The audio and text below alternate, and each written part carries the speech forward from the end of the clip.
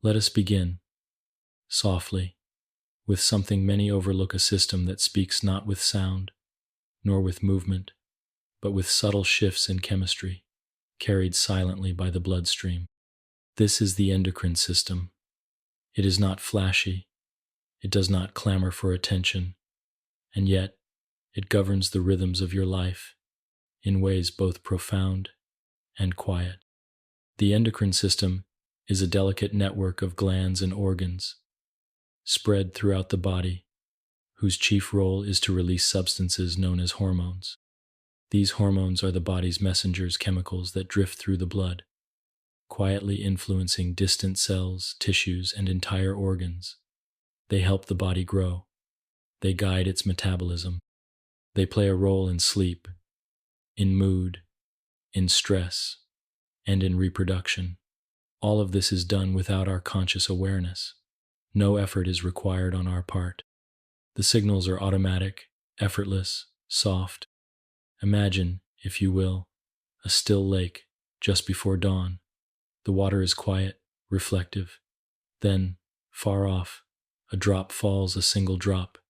It strikes the surface and sends out ripples. The lake does not erupt, but it changes. The ripples reach far. This is how a hormone acts: a tiny drop of chemistry, released into the bloodstream, sending gentle waves of instruction across the landscape of the body. Most people are more familiar with systems that work loudly or visibly, like the muscles flexing and contracting, or the heart pulsing with life. But the endocrine system does not behave this way. It does not pump, squeeze, or twitch. It releases. It waits. And its power lies in that waiting, in the accumulation of gentle signals that reshape the body's chemistry over hours, days, or even years. There are many glands in this system. Each has its own role, its own voice in the body's quiet symphony. The pituitary gland, for example, is often called the master gland. Though no larger than a pea, it directs many of the others, responding to signals from the brain. It releases hormones that influence growth, reproductive cycles, and metabolism, setting in motion the downstream activity of other glands. Then there is the thyroid, a butterfly-shaped organ nestled in the front of the neck. Its hormones determine how quickly energy is used, how fast the heart beats, how warm the body feels. The thyroid does not act alone. It listens to the pituitary, which in turn listens to the hypothalamus, a structure in the brain that serves as the bridge between the nervous and endocrine systems.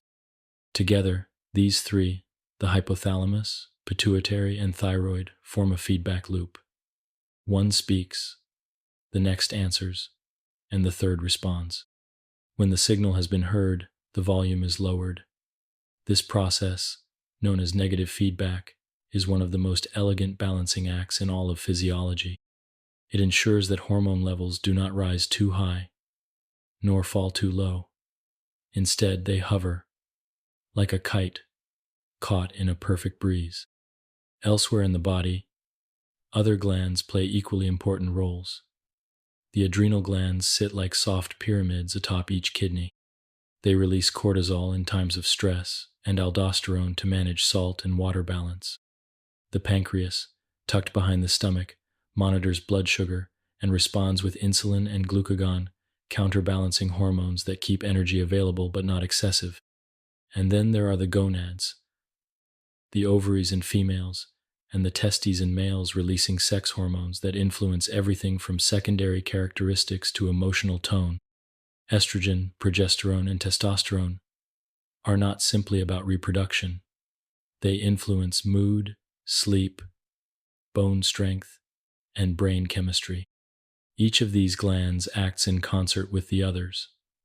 The endocrine system is not a collection of disconnected organs, but a whispering network, a subtle web that coordinates, regulates, and adapts. When one gland changes its output, others listen and respond. A change in sleep can influence hunger. A change in stress can affect immunity. And through it all, the endocrine system continues its quiet work, adjusting the internal environment in response to countless invisible cues. Unlike the nervous system, which sends its messages through fast-moving electrical impulses, the endocrine system uses time as its tool. Its effects may begin slowly but last much longer. A single surge of hormone may change the course of a day or a lifetime. When a child grows, it is hormones that stretch the bones and signal the body to change. When night falls and the pineal gland begins to release melatonin, it is a hormone that helps the mind become still. And when we feel the flutter of anxiety or the glow of contentment, hormones have likely played their part as well. So as you lie here, relaxed and listening, it's worth remembering that your body is not idle. Even in rest, systems continue. The pancreas adjusts your blood sugar. The thyroid keeps your metabolism in check. The adrenal glands remain attentive, ready to respond to any hint of disruption. This is the elegance of endocrine function. It does not demand. It suggests. It does not force. It guides. Like a tide moving quietly beneath the surface, it ensures that life continues with balance and grace. In the parts that follow, we will take a slow, quiet journey through each of these glands and their hormones. We will meet them one by one, exploring their locations, their functions, and the way they influence our lives, all in a tone as soft and unhurried as the system itself. But for now, you can simply rest. The endocrine system is working not loudly, not urgently, but in the background, gently supporting every breath, every beat, and every peaceful moment of your night. Part 2. What is the endocrine system? The human body, for all its visible actions and movements, depends just as deeply on things that cannot be seen. Beneath the skin, beyond muscle and bone, there is a soft current of communication, a chemical language spoken not with words or wires, but with molecules that drift quietly in the bloodstream. This is the endocrine system. To understand it is to recognize how the body governs itself from within, not just in reaction to the outside world, but in careful anticipation of its own needs. The endocrine system is, in essence, a regulatory network. But unlike the nervous system, which communicates with speed and electricity, the endocrine system is slower, subtler, more enduring. It is composed of glands, specialized tissues that produce and release hormones. These glands do not rely on ducts or tubes to transport their secretions. Instead, they release their messages directly into the surrounding fluid, from which the bloodstream carries them to distant organs. These hormones float gently through the vascular system, passing by countless cells, until they reach the ones designed to receive them. The cells that respond are known as target cells. What makes them different is that they carry receptors, specialized proteins that match the hormone's shape like a key fits a lock. When the hormone binds to its receptor, a cascade of changes begins within the cell. Genes may be turned on or off. Enzymes may be activated. Nutrients may be absorbed or stored. And always, the effect is purposeful. But the hormones themselves are not uniform. Some are made from lipids, derived from cholesterol. These are known as steroid hormones. Others are formed from amino acids and proteins. These are non-steroid hormones. Each type behaves in its own way. Steroid hormones slip easily through cell membranes and act directly on the cell's DNA. Non-steroid hormones, by contrast, remain outside the cell and trigger changes through secondary messengers inside. Despite their chemical differences, all hormones serve the same purpose. They coordinate the body's internal environment. This is called homeostasis, the state of inner balance. It is a fragile balance, maintained not by force, but by feedback. When hormone levels rise too high, the system responds by slowing production. When levels drop, production resumes. This system of checks and balances is known as negative feedback. Imagine, softly, a thermostat in a quiet room. If the air becomes too cold, the heat turns on. When the room is warm enough, the heat shuts off. The system does not shout or panic. It adjusts. In this same way, the endocrine system maintains temperature, sugar levels, salt balance, hydration, growth, reproduction, and more. At the top of this quiet hierarchy is the hypothalamus, a part of the brain that connects directly to the endocrine system. It listens carefully to the body, sensing changes in temperature, thirst, hunger, and emotion. In response, it releases hormones of its own, many of which direct the pituitary gland, just beneath it. The pituitary is often called the master gland. Though small, it produces a wide variety of hormones that regulate growth, metabolism, and reproductive function. It also tells other glands what to do, guiding the thyroid, the adrenals, and the gonads with gentle hormonal cues. Elsewhere in the body, each gland plays its part. The thyroid, for instance, controls how quickly the body uses energy. The parathyroids maintain calcium levels. The adrenal glands prepare the body for stress. The pancreas monitors blood sugar. And the gonads, whether ovaries or testes, govern reproduction and the development of secondary characteristics. These glands do not act in isolation. They are part of a system, a web of relationships in which each part listens and responds to the others. When the body grows, it is not just growth hormone that plays a role, but a coordinated effort between the pituitary, the thyroid, and sex hormones. When the body responds to stress, it is not just cortisol, but a shift in multiple systems: cardiovascular, metabolic, and immune, all influenced by endocrine signals. And yet, for all their importance, hormones are released in trace amounts, a single drop in a liter of blood, a molecule here, a molecule there. Still, they are powerful.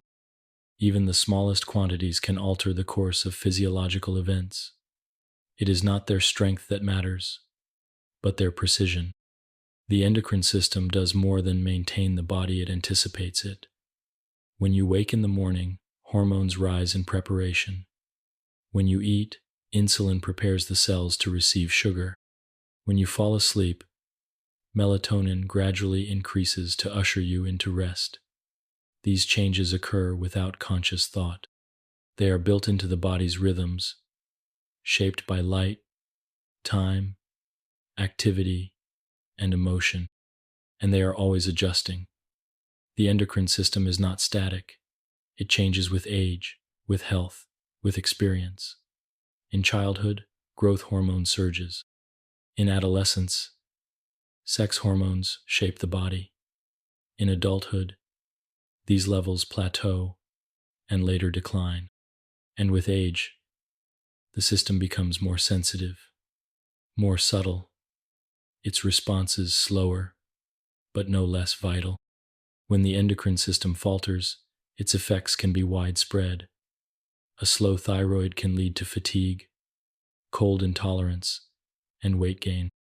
An overactive adrenal response may cause anxiety or high blood pressure. Insulin imbalances can disrupt the careful management of blood sugar. But even in these disorders, the system's effort to maintain balance is evident. It is always trying to return to center. And so, when we speak of the endocrine system, we are speaking of one of the body's most thoughtful, most deliberate processes. It is the embodiment of gentle regulation, a system designed not for immediacy, but for longevity. It favors consistency over speed. It values balance over noise. As you continue to rest, perhaps you can feel it, the slow pulse of internal order, the quiet guidance of hormones at work. Even now, while the mind drifts and the body lies still, signals are being sent. Cells are responding, and all the while the endocrine system is watching, adjusting, restoring.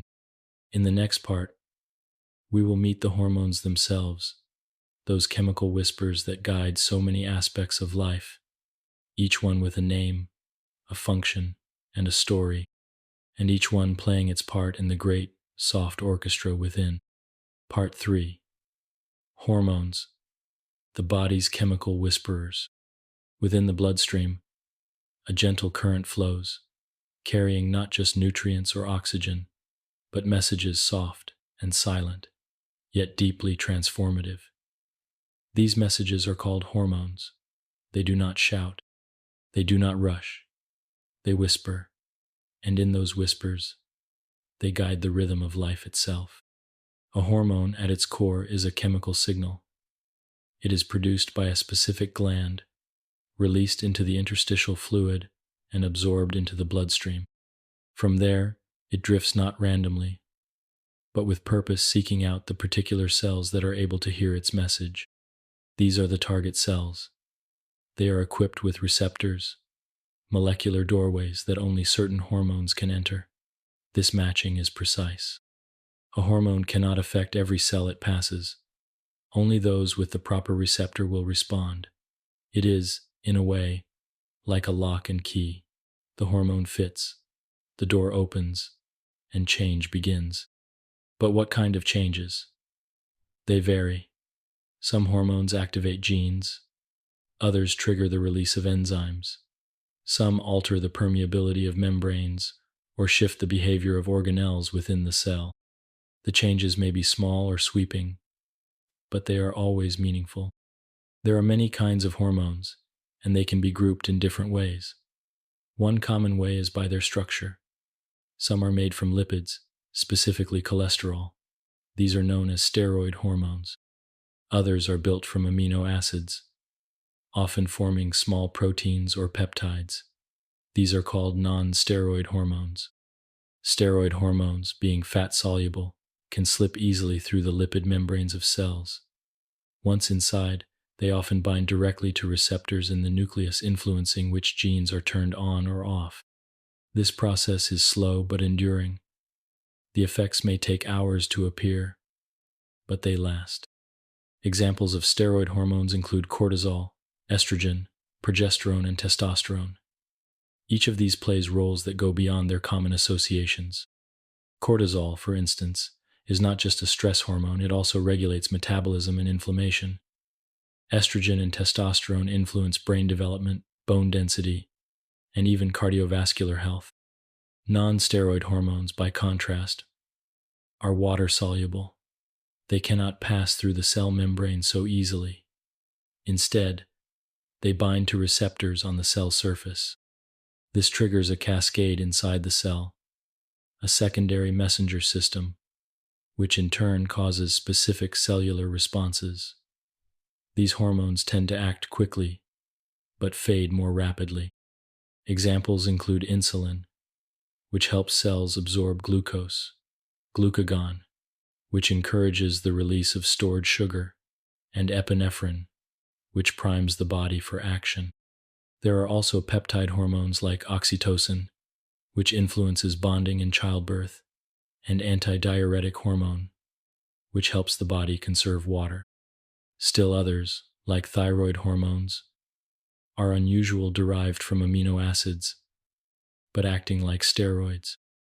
Thyroxine, or T4, is released by the thyroid gland and plays a key role in regulating metabolism throughout the body. Its effects are widespread and long-lasting, influencing heart rate, digestion, and body temperature. Some hormones operate on cycles. Melatonin, for instance, rises in the evening, preparing the body for sleep, and falls with the light of morning. Growth hormone surges and pulses during the night, particularly in childhood and adolescence. Cortisol peaks in the early morning, helping the body wake and become alert. These rhythms are known as circadian daily patterns that help coordinate the body's activity with the natural environment. They are not just biological conveniences, they are essential to health. Disruptions in hormonal rhythms can affect mood, appetite, immunity, and cognition, and yet, the body continually strives to restore balance. The amount of hormone released is small, often measured in picograms or nanograms per milliliter of blood. And yet, even in these vanishingly low amounts, their effects can be powerful. That is because hormones do not work by quantity, but by specificity. One molecule, at the right place and time, can activate a signal that changes the behavior of the entire cell. Hormones also vary in their range of influence. Some act locally, affecting nearby cells, or the very cells that release them. These are called paracrine and autocrine signals. But true endocrine hormones travel through the blood to reach distant organs, connecting the brain to the gut, the ovaries to the bones, the adrenal glands to the heart. There is also an elegant system in place to regulate these signals. When hormone levels rise too high, the body often reduces production. When levels fall too low, production resumes. This is negative feedback, and it is the most common form of regulation in the endocrine system. For example, when the body senses that it has enough thyroid hormone, it tells the pituitary to slow its release of thyroid-stimulating hormone. When blood calcium rises, the thyroid releases calcitonin to reduce it. When calcium falls, the parathyroid glands respond with parathyroid hormone. These loops ensure that internal conditions remain stable, even as the environment changes. Sometimes, though rarely, positive feedback is used. This occurs when a hormone's presence causes even more to be released. One example is oxytocin during childbirth. As uterine contractions begin, oxytocin is released. This intensifies contractions, which in turn causes more oxytocin to be released, a loop that continues until birth occurs. After that, the loop stops. It is a rare design used only when a strong, irreversible response is required. Most of the time, the endocrine system favors moderation. Its goal is not speed or intensity, but steady, adaptive control. And so, as you listen, you may imagine these hormones drifting quietly through the bloodstream molecules without mass or sound, guiding the body from within. They do not make demands. They offer instructions. They do not dominate. They suggest. And in doing so, they allow the body to remain balanced, aware, and prepared. Each hormone has its story, its timing, its target. In the next part, we will take a soft journey through the body's principal endocrine glands, learning where these messengers begin and how their signals shape every breath, every moment, and every restful night. Part 4. The Glandular Cast. A tour of key players. Let us now begin a gentle tour not through cities or forests, but through the landscape within your own body. We will visit each of the endocrine glands, those quiet structures that produce the hormones we have just softly come to know. These glands, while varied in shape and location, share a single purpose: to guide the body's inner state. They do this not with machinery or motion, but with chemistry. Each gland is like a lighthouse on a distant shore, sending out a steady, invisible signal that guides other parts of the body in their course. We begin at the very center of command, the hypothalamus, nestled deep within the brain, just above the brain stem. The hypothalamus is small, but essential. It is both nervous and endocrine, a true bridge between body and mind. It monitors the temperature of your blood, your hunger, your thirst, and your sleep cycle. And in response, it releases tiny bursts of hormones that direct the rest of the endocrine system, especially the gland that lies just beneath it. That gland is the pituitary, often called the master gland. Though only about the size of a pea, the pituitary's influence extends throughout the body. It is divided into two parts, the anterior and posterior lobes. Each releases different hormones under the instruction of the hypothalamus: growth hormone, thyroid-stimulating hormone, adrenocorticotropic hormone, prolactin, and luteinizing hormone. All originate here. Like a conductor in an orchestra, the pituitary sets the tempo and directs each player in turn. From the base of the brain, we move gently downward to the front of the neck, where the thyroid gland resides. Shaped like a butterfly and resting against the windpipe, the thyroid produces hormones that regulate how quickly the body uses energy, a concept known as the metabolic rate. These hormones, called thyroxine, T4, and triiodothyronine, T3, affect nearly every cell in the body. They determine how warm you feel, how fast your heart beats, and how quickly food is converted into fuel.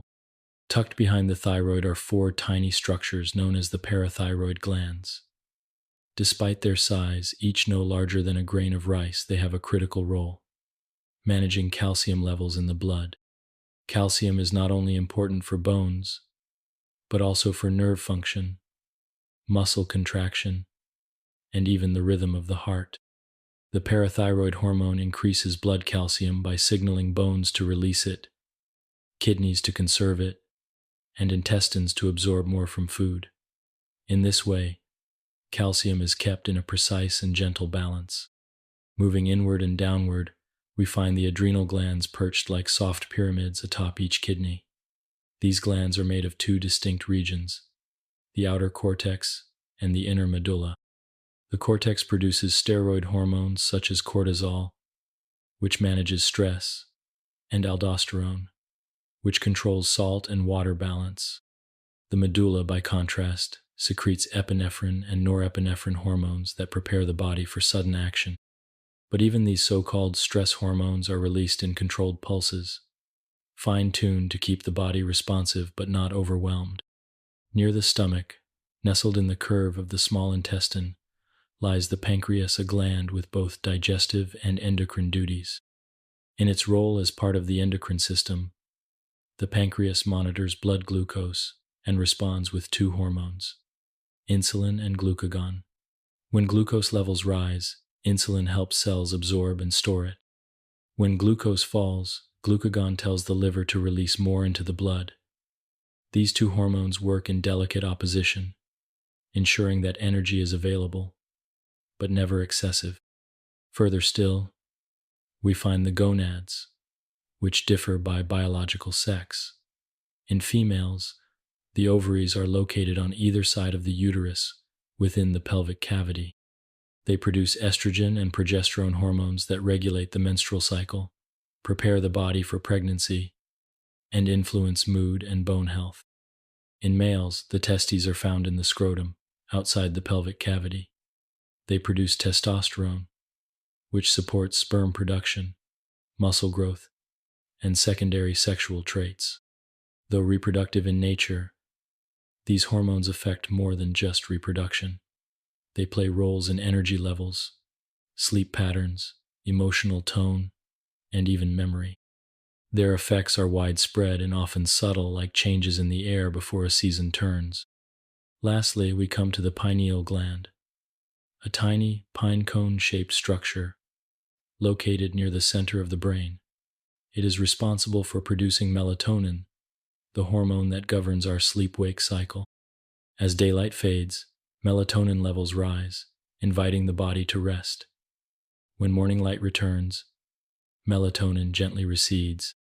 It is a timekeeper not of minutes or hours, but of the daily rhythm that guides rest and wakefulness, alertness and sleep. Each of these glands, though distinct in form and function, is part of a unified whole. They work not in isolation, but in concert, their hormones overlapping, responding, compensating. When one gland acts, another listens. When one hormone rises, another may fall. And through this continual adjustment, the body remains steady. What is remarkable is not just that these glands exist, but how quietly they perform their duties. There are no aches, no alarms, only balance maintained moment by moment through invisible messengers and finely tuned feedback. As we complete this soft tour of the endocrine glands, you may find it calming to know that these systems are always working. Even now, while you rest, they are monitoring, adjusting, and supporting every function of life. Your heart rate, your body temperature, your hydration, your energy stores, all watched over by these silent internal guides. In the next part, we will travel back upward to the pituitary and hypothalamus, the duo that oversees this whole operation. We will explore how they speak to one another, how they interpret the body's needs, and how they initiate hormonal responses that ripple gently outward. But for now, let these names and shapes drift softly through your mind. Hypothalamus, pituitary, thyroid, parathyroids, adrenals, pancreas, gonads, pineal, each one a quiet partner in the symphony of life. Part 5. The hypothalamus and pituitary partners in command. At the quiet heart of the endocrine system lie two interconnected structures, the hypothalamus and the pituitary gland. Though both are small, they are mighty in their influence. Together they form a bridge between the nervous system and the hormonal system, translating the language of the brain into chemical messages that shape the body. Let us begin with the hypothalamus, a slender region of the brain, no larger than an almond. It rests just above the brainstem, tucked deep within the cranial cavity, where it continuously monitors the state of the body. Temperature, hunger, thirst, blood pressure, sleep patterns. The hypothalamus observes them all, but it does not simply gather information. It responds. When it detects that something in the internal environment has shifted, a rise in temperature, a drop in hydration, a change in light, it signals. Not with nerves, as the rest of the brain often does, but with hormones. These hormones travel a short distance downward to its close companion, the pituitary gland. The pituitary hangs just beneath the hypothalamus, suspended by a slender stalk known as the infundibulum. This proximity is not incidental. It allows for direct communication between the two, a continuous whispering back and forth, as the hypothalamus conveys instructions and the pituitary carries them out. The pituitary itself is composed of two distinct lobes, the anterior and the posterior. Each functions differently, responding to signals in its own way. The anterior lobe, also called the adenohypophysis, is the busier of the two, producing and releasing a variety of hormones that affect distant glands. It is responsible for growth hormone, GH, which stimulates growth in bones and tissues, particularly during childhood and adolescence. Thyroid stimulating hormone, TSH, which prompts the thyroid gland to release its metabolic hormones. Adrenocorticotropic hormone, ACTH, which signals the adrenal cortex to release cortisol. Luteinizing hormone, LH, and follicle-stimulating hormone, FSH, which regulate the reproductive processes in both males and females. Prolactin, PRL, which promotes milk production in nursing mothers. Each of these is released in carefully controlled amounts, following rhythmic patterns or responding to environmental changes like stress, sleep, and nutritional state. The posterior lobe, or neurohypophysis, does not synthesize its own hormones. Instead, it stores and releases two hormones produced by the hypothalamus, antidiuretic hormone, ADH, which helps the kidneys conserve water and maintain hydration. Oxytocin, which plays a role in childbirth, nursing, and the bonding behaviors associated with emotional closeness. These hormones are produced by specialized neurons in the hypothalamus, then travel down nerve fibers into the posterior pituitary, where they are stored until needed. Imagine, if you will, the hypothalamus as a quiet sentinel watching over the body's internal landscape. When it notices something of fluctuation, a need, it sends word to the pituitary. The pituitary then takes this message and expands it, releasing hormones that ripple outward, reaching the thyroid, the adrenal glands, the gonads, and beyond. This process is governed by feedback loops, most often negative feedback. When a target gland, such as the thyroid, releases enough of its hormone, say, thyroxine, the hypothalamus and pituitary take note. They respond by reducing their stimulating signals. In this way, the body avoids excess.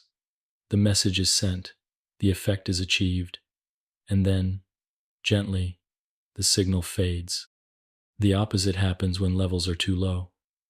The hypothalamus increases its output, nudging the pituitary to act, which in turn stimulates the necessary glands to restore balance. These loops are continuous, self-correcting, and remarkably sensitive. In some cases, such as childbirth, a positive feedback loop is used. Oxytocin, released from the posterior pituitary, causes uterine contractions. These contractions, in turn, stimulate more oxytocin to be released, intensifying the process until the baby is delivered. Afterward, the loop ends. But in most functions, the goal is gentle regulation, a stable, middle path. The hypothalamus and pituitary work constantly to maintain this internal harmony, coordinating with other glands to keep all systems running in peaceful synchrony. This partnership between brain and body is one of the most elegant in biology. The hypothalamus senses, the pituitary responds, the glands adjust, and all of it unfolds without any conscious effort, a conversation we never hear, but always benefit from. As you rest, this quiet dialogue continues. If your hydration level drops slightly, antidiuretic hormone will be released, helping the kidneys conserve water. If you feel calm and safe, oxytocin may flow, promoting relaxation and trust. If you are drifting into sleep, the hypothalamus may reduce alertness, signaling the body that it is time to rest. Every moment, this system responds gently, thoughtfully, and with remarkable precision. In the next part, we'll turn our attention to the thyroid and parathyroid glands of the neck that regulate energy and calcium, two of the body's most vital elements. But for now, let your body remain still, knowing that deep inside, these tiny glands continue their quiet work. Part 6. The thyroid and parathyroids, sculptors of metabolism and calcium. Beneath the curve of your throat, just below the Adam's apple and wrapped gently around the trachea, lies a gland shaped like a butterfly. This is the thyroid gland, soft, quiet, and remarkably influential. It plays a central role in metabolism, the process by which the body converts food into energy, warmth, and cellular fuel. Delicate in appearance, the thyroid is composed of two lobes, left and right, connected by a slender bridge of tissue called the isthmus. Each lobe sits like a wing, resting on either side of the windpipe. Within this unassuming organ, a series of intricate chemical reactions take place, governed by a steady pulse of hormonal control. The thyroid produces two primary hormones, thyroxine, T4, and triiodothyronine, T3. These are often called the body's metabolic hormones, for they influence the rate at which cells perform their tasks. Every cell in the body relies on energy, and the thyroid gently sets the tempo.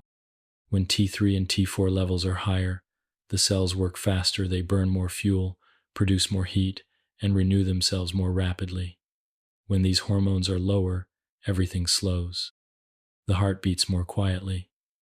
Thoughts may drift more slowly. The body cools. The production of these hormones begins with a simple mineral, iodine, found in small amounts in certain foods and sea salt. Iodine is essential to thyroid function. It is absorbed from the diet, drawn into the thyroid gland, and used as a building block in the synthesis of T3 and T4. But the thyroid does not work alone. It listens closely to the instructions it receives from the pituitary gland, which in turn follows the lead of the hypothalamus. When the body senses a need for more energy due to cold weather, growth, or healing, The hypothalamus releases thyrotropin-releasing hormone, TRH. This tells the pituitary to release thyroid-stimulating hormone, TSH, which gently nudges the thyroid to produce and release more T3 and T4. When enough has been released, the system pauses, and hormone levels settle once more. This process, known as negative feedback, ensures that the body doesn't rush or stall. It creates a balanced flow, like a tide rising and falling in quiet cycles, adapting to the body's changing needs. When thyroid hormone levels drift outside their normal range, the effects are felt throughout the body. If levels are too low, a condition known as hypothyroidism, metabolism slows. People may feel cold, tired, or foggy. Hair may thin, muscles may weaken. In contrast, if the thyroid becomes overactive hyperthyroidism, the body speeds up, the heart races. Weight may drop, anxiety may rise, but both conditions, though disruptive, are reflections of a system trying to adapt, trying to find equilibrium again.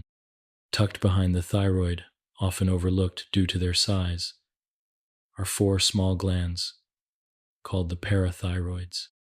Each one is about the size of a lentil, yet together they perform an essential task, maintaining calcium levels in the blood.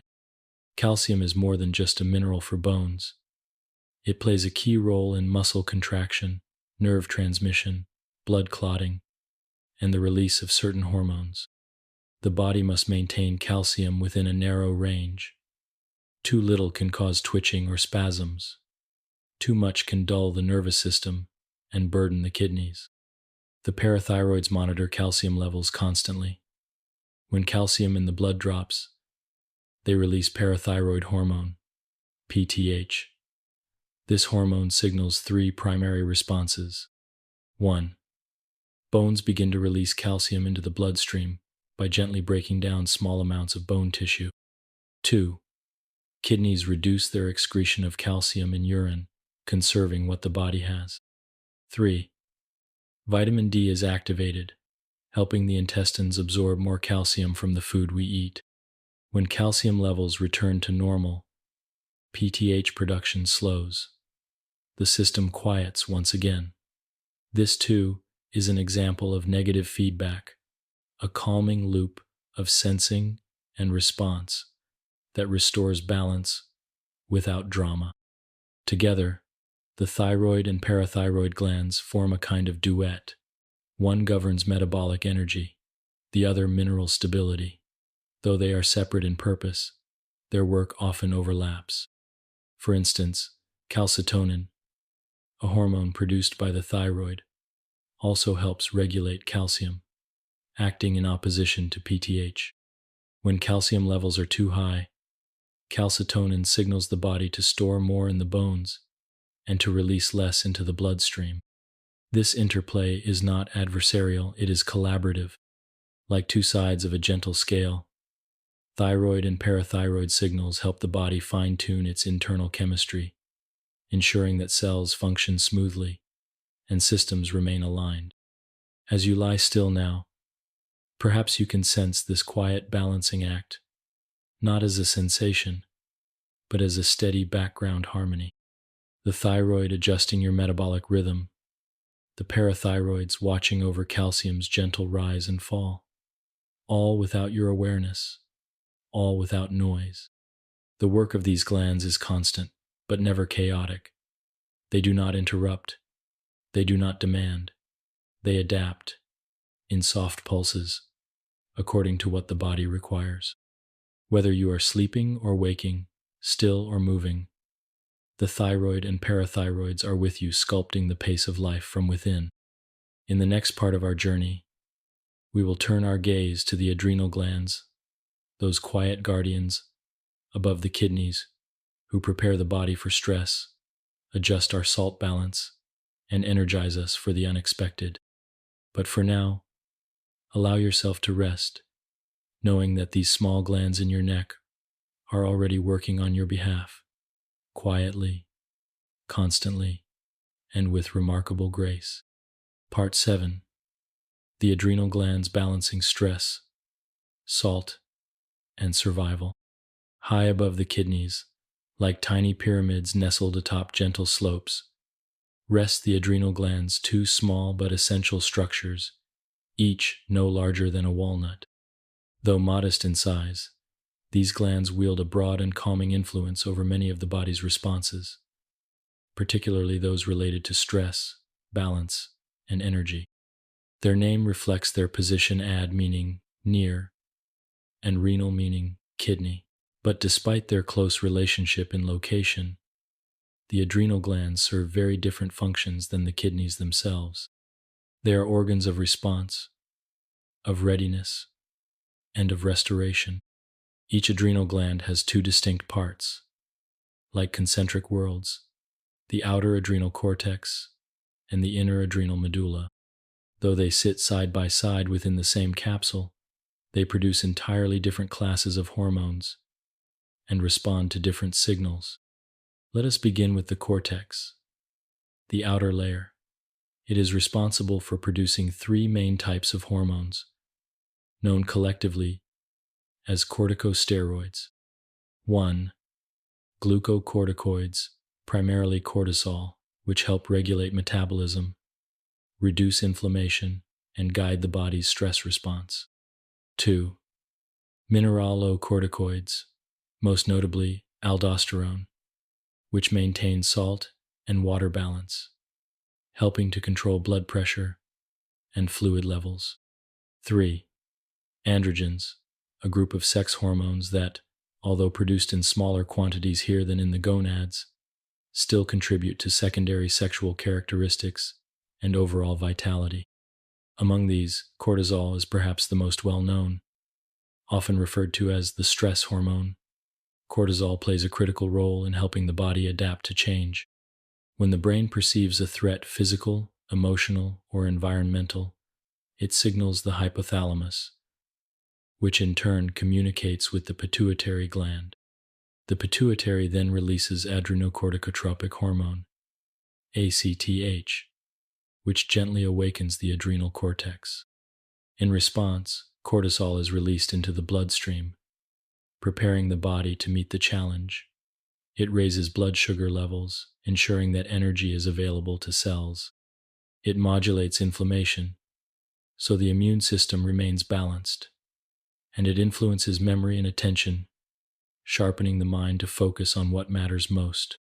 But cortisol is not only about crisis.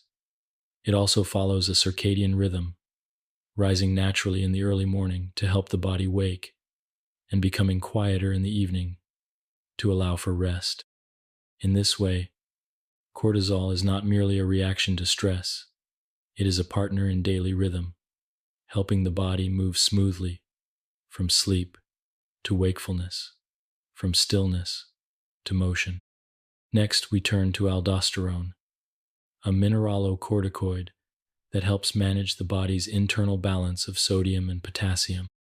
This hormone acts primarily on the kidneys, prompting them to retain sodium and excrete potassium. Because water follows sodium, this also influences how much water the body holds, affecting blood volume and blood pressure. When aldosterone is released, the kidneys conserve sodium, which leads to water retention, and in turn, helps maintain adequate pressure in the circulatory system. When aldosterone levels fall, the opposite occurs: sodium and water are excreted, and pressure decreases. This fine-tuning occurs throughout the day, quietly adjusting to hydration, diet, activity, and posture, all without conscious thought. Deep within the adrenal gland lies the medulla, the central core. Unlike the cortex, which responds to hormonal signals from the pituitary, the medulla responds directly to nerve impulses. When the body perceives an immediate threat, a loud sound, a sudden pain, a moment of fear, the medulla reacts swiftly, releasing two key hormones: epinephrine, also known as adrenaline, and norepinephrine, sometimes called noradrenaline. These hormones are the body's quick responders. They prepare the cardiovascular system for immediate action, increasing heart rate, expanding airways, redirecting blood toward muscles, and sharpening alertness. This is known as the fight or flight response, a natural, ancient reaction designed to help the body survive acute danger. But it's important to remember that this response, when balanced, is not harmful. It is a temporary adjustment designed to help the body act quickly and return safely to equilibrium. When the stressor fades, so too does the signal. The adrenal medulla becomes quiet again, and the body resumes its resting state. In this way, the adrenal glands offer both short-term response and long-term regulation. The medulla acts quickly like a spark in the night, while the cortex responds more gradually, shaping the body's long-term resilience. Whether the body is reacting to a sudden alarm, or navigating the challenges of illness, fasting, or emotional strain, the adrenals are there measuring, adapting, and supporting. Too much or too little adrenal activity, though rare, can shift the body's balance. Cushing syndrome, marked by prolonged high levels of cortisol, can cause fatigue, weight changes, and blood sugar imbalances. Addison's disease, a condition of adrenal insufficiency, can lead to low blood pressure, weakness, and salt cravings. Yet even in these conditions, the body continues to adjust, seeking new pathways to maintain homeostasis. And so, these two small glands resting quietly atop the kidneys serve as guardians of survival, stability, and stress management. They do not complain. They do not pause. They simply respond, day and night, to the ever-shifting needs of the internal world. As you lie still now, breathing evenly, the adrenal glands remain gently active. Perhaps your cortisol has begun to wane, allowing your muscles to loosen and your thoughts to soften. Perhaps your blood pressure has lowered slightly, as aldosterone adjusts its rhythm in the background. All is as it should be. In the next part, we will move to the pancreas, an organ that straddles two worlds, producing digestive enzymes by day and regulating blood sugar with quiet precision through its hormonal cells. But for now, allow the adrenals to continue their work undisturbed. They are your internal caretakers, preparing you, restoring you, and protecting your calm, all in perfect silence. Part 8. The pancreas, regulator of sugar and calm. Nestled gently behind the stomach, stretching across the upper abdomen like a quietly resting leaf, lies the pancreas, a soft, elongated organ that serves both the digestive and endocrine systems. It is one of the body's most versatile structures, bridging two essential roles: breaking down nutrients and maintaining a delicate balance of blood sugar. During digestion, the pancreas acts as a gland of exocrine function, releasing enzymes into the small intestine to help break down fats, proteins, and carbohydrates. But hidden among its digestive cells is another, quieter system, a constellation of small clusters known as the islets of Langerhans. These islets, scattered like tiny islands throughout the pancreatic tissue, contain the cells responsible for its endocrine function. Here, hormones are made and released not into ducts but into the bloodstream. These hormones do not aid digestion directly. Instead, they ensure that the body's energy, particularly in the form of glucose, remains within a narrow, healthy range.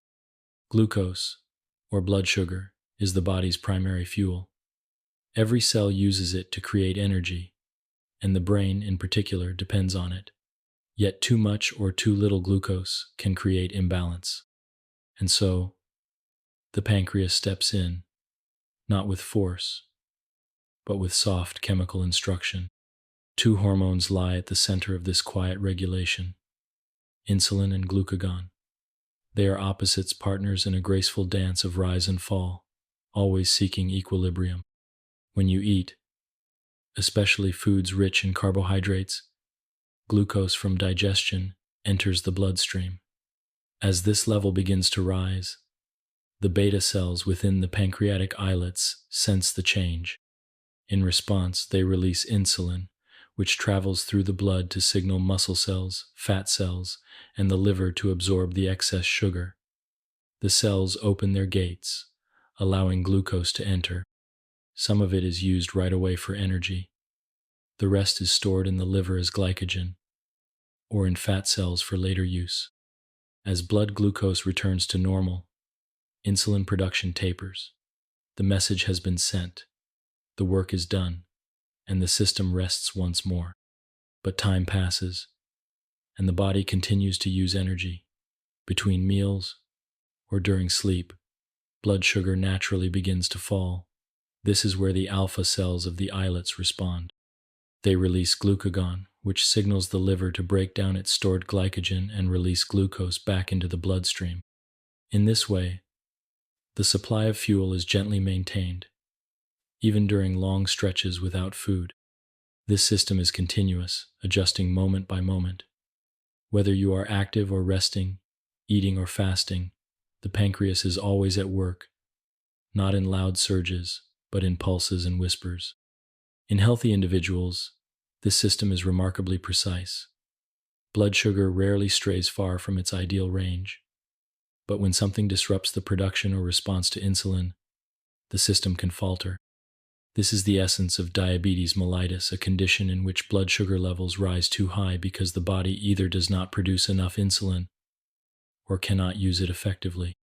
In type 1 diabetes, the immune system mistakenly destroys the insulin-producing beta cells. As a result, insulin must be supplied from outside the body. In type 2 diabetes, the cells become less responsive to insulin, a condition known as insulin resistance. Over time, the pancreas may struggle to keep up, and blood sugar remains elevated. Yet even in these conditions, the pancreas continues its work. It tries to adapt, to restore order. Its intent is always balance, the quiet return to homeostasis. Beyond insulin and glucagon, the pancreas also produces smaller amounts of other hormones. Somatostatin, released by delta cells, acts as a regulator suppressing the release of both insulin and glucagon to fine-tune their effects. Pancreatic polypeptide, from yet another cell type, helps manage digestive secretions. These hormones may be less well known, but they are part of the same slow, thoughtful pattern of control. The pancreas is not a reactive organ. It does not wait for emergency. Instead, it anticipates. Its hormones are released not in panic, but in preparation, preparing the body for nourishment, for fasting, for rest, for activity. It is a rhythm as natural as breath. As you rest now, your pancreas continues to monitor your blood sugar. Perhaps you have eaten in the hours before, and insulin has helped store the nutrients. Or perhaps it has been longer, and glucagon is gently sustaining your glucose levels through the night. Either way, the process is silent, internal, and steady. This regulation is not only physical. Glucose affects more than energy. It influences mood, attention, and memory. The brain, though only 2% of body weight, consumes nearly 20% of its glucose. Without enough, it falters. With too much, it struggles to process the excess. And so, the pancreas not only feeds the cells, it helps maintain the mind. In this quiet system, there are no alarms. There is only sensing and responding, the soft balance between insulin and glucagon. Each day, thousands of these adjustments occur, unnoticed. They do not seek attention. They simply allow the body to remain in harmony. In the next part of our exploration, we will turn to the reproductive glands, the gonads, and the roles of estrogen, progesterone, and testosterone in shaping not just fertility, but development, identity, and emotion. These hormones, too, are part of the endocrine chorus, one that guides life from its very first beginnings. But for now, know that deep within your abdomen, Your pancreas continues its gentle work, watching, measuring, and maintaining a balance that supports you in every moment, even now, as sleep draws softly near. Part 9. Gonads and growth, reproductive and developmental endocrines. In the gentle architecture of the human body, a quiet transformation unfolds across time from childhood to adolescence, from adulthood to age. These changes, though visible in outward form, are guided from within by a steady current of chemical signals. At the heart of this process lie the gonads, the reproductive glands whose hormonal whispers shape not only fertility, but development, mood, and the tempo of life itself. The gonads differ by biological sex. In those assigned female at birth, they take the form of ovaries, small, almond-shaped organs located on either side of the uterus within the pelvic cavity. In those assigned male at birth, they are the testes, two oval-shaped glands that reside within the scrotum, just outside the body. Though distinct in structure, both sets of gonads perform two primary functions: the production of reproductive cells, eggs or sperm, and the secretion of sex hormones, potent chemical signals that influence physical traits, biological rhythms, and emotional tone. Let us begin softly with the ovaries. These glands produce two primary hormones, estrogen and progesterone. Both belong to the class of steroid hormones, meaning they are synthesized from cholesterol and can pass easily through cell membranes to exert their effects deep within. Estrogen, present in several forms, is the hormone most associated with the development of secondary female characteristics such as the widening of hips, the growth of breast tissue, and the regulation of the menstrual cycle. It plays a central role in maintaining bone density, supporting cardiovascular health, and modulating mood and memory. Estrogen levels rise and fall throughout the menstrual cycle. In the first half of the cycle, estrogen prepares the lining of the uterus for possible implantation. It encourages cell growth, thickens tissue, and prompts the release of luteinizing hormone, which in turn signals ovulation, the release of an egg. Following ovulation, the corpus luteum, a temporary gland formed in the ovary, produces progesterone. This hormone prepares the uterus further, stabilizing its lining and making it receptive to a fertilized egg. If pregnancy does not occur, progesterone levels fall, the uterine lining sheds, and the cycle begins again. Beyond its role in reproduction, progesterone has calming effects on the nervous system. It has been associated with improved sleep quality and gentle regulation of the body's stress response. Like estrogen, it influences more than the womb. It acts on the brain, the skin, the bones, and the immune system. Across the lifespan, the ovaries modulate their activity. In childhood, hormone levels remain low. At puberty, estrogen and progesterone begin to rise, guiding the body through its transition. In adulthood, these hormones fluctuate with the menstrual cycle. And later, during menopause, the ovaries gradually reduce hormone production, bringing a close to the reproductive years with a new phase of physiological balance. Now let us turn, quietly, to the testes. These glands produce testosterone, the principal male sex hormone. Testosterone supports the production of sperm and is responsible for the development of secondary male characteristics such as facial and body hair, deepening of the voice, and increased muscle mass. Like estrogen, testosterone is a steroid hormone, and its effects reach far beyond reproduction. It influences energy levels, red blood cell production, bone strength, and libido. It also plays a role in emotional stability and cognitive function. Testosterone levels begin to rise during puberty, triggering the many changes that shape the adolescent male body. These levels peak in early adulthood and then slowly decline with age, a gradual shift sometimes referred to as andropause.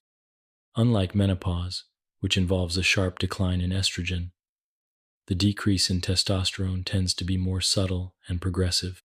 Both estrogen and testosterone are also present in smaller amounts in all individuals, regardless of sex. In males, small amounts of estrogen are produced, especially in fat tissue and the adrenal glands. In females, the adrenal glands and ovaries also produce small amounts of testosterone. These cross-presences are essential, influencing health and function across many systems. The regulation of gonadal hormones is controlled by the hypothalamic pituitary gonadal (HPG) axis. This is a feedback loop in which the hypothalamus releases gonadotropin-releasing hormone, GnRH, GnRH, prompting the pituitary to release luteinizing hormone, LH, and follicle-stimulating hormone, FSH. These, in turn, signal the gonads to produce sex hormones and, in the case of ovaries, to develop and release eggs. When hormone levels rise, the hypothalamus and pituitary adjust their signals, maintaining equilibrium through negative feedback, a delicate dance that ensures neither excess nor deficiency. In addition to fertility and development, sex hormones contribute to the body's sense of time. They influence circadian rhythms, stress response, and even the immune system.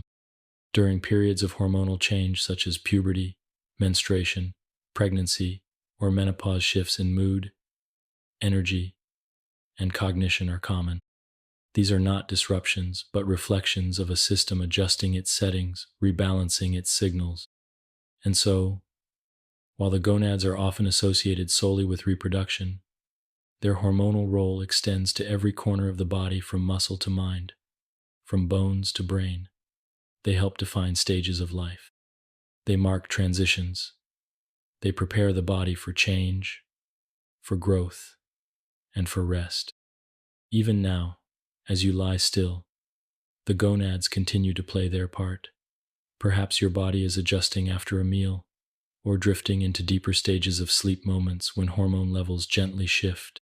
Whether you are young or old, male or female, active or at rest, the reproductive hormones shape your internal world with quiet precision. In the next part of our journey, we will move upward again to the pineal gland, a tiny structure near the center of the brain that helps guide the rhythm of sleep and wakefulness through the hormone melatonin. But for now, allow the gentle signals of estrogen, progesterone, and testosterone to continue their slow, thoughtful work, shaping not only the body, but the soft rhythm of a life unfolding. Part 10. Pineal gland and the rhythm of rest.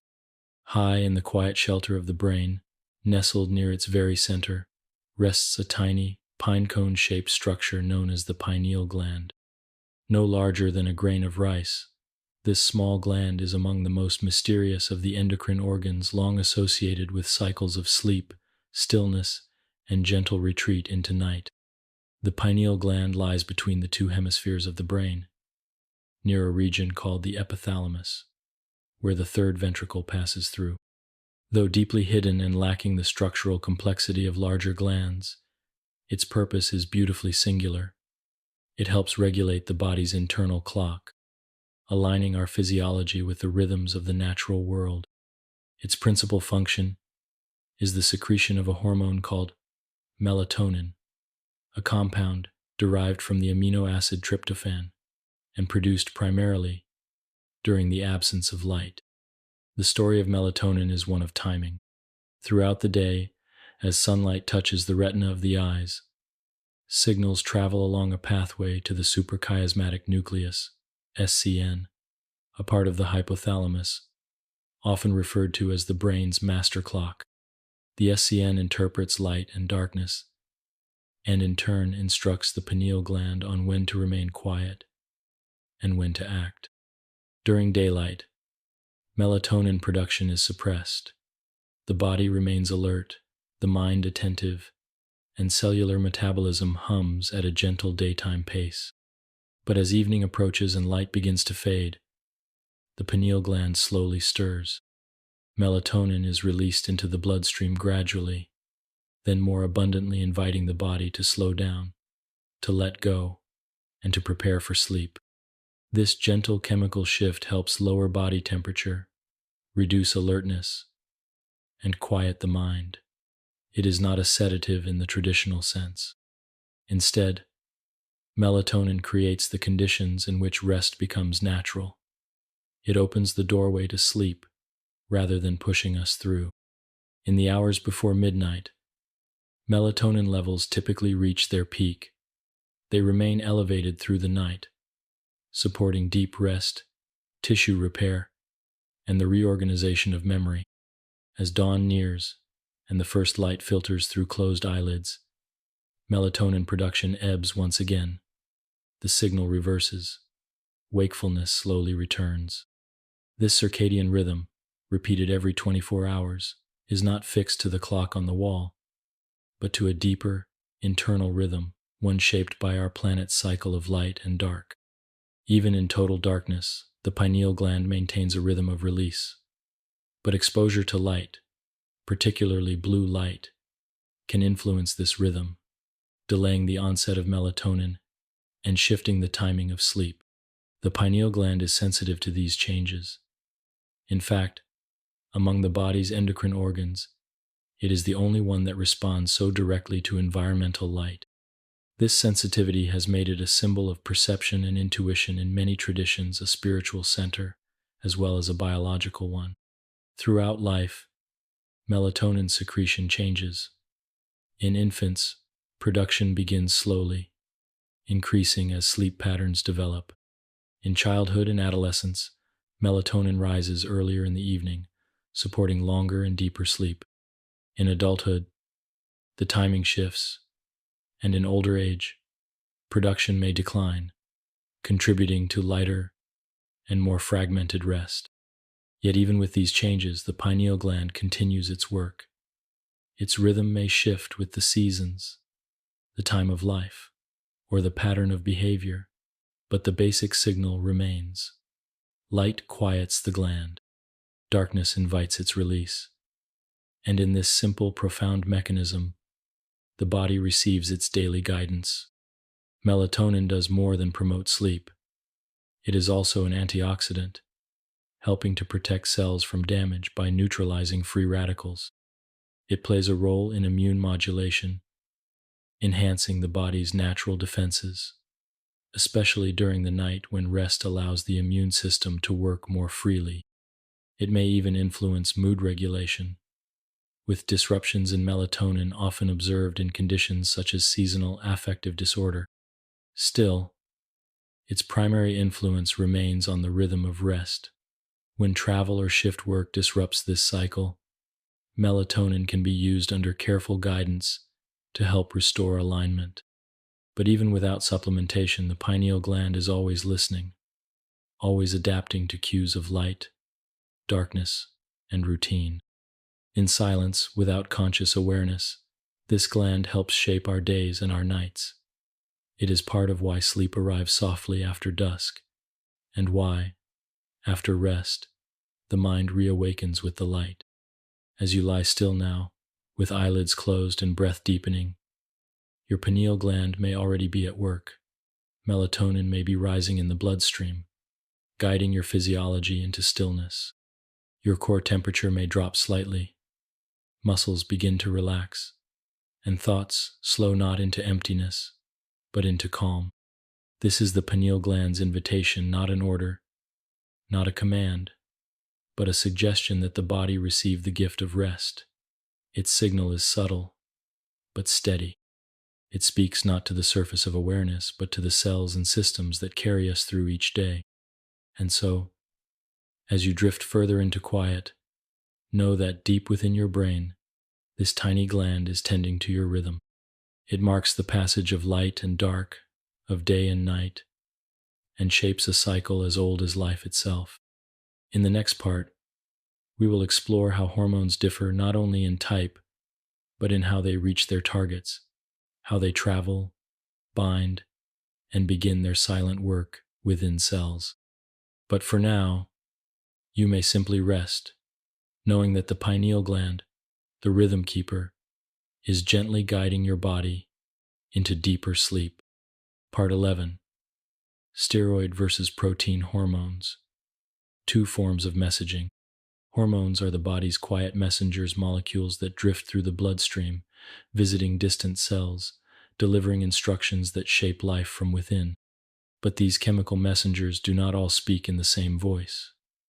They vary not only in purpose and destination, but also in structure and in the way they communicate. At the heart of this variation is a gentle divide, two primary families of hormones, each with its own pathway, method, and tempo. These are the steroid hormones and the protein hormones.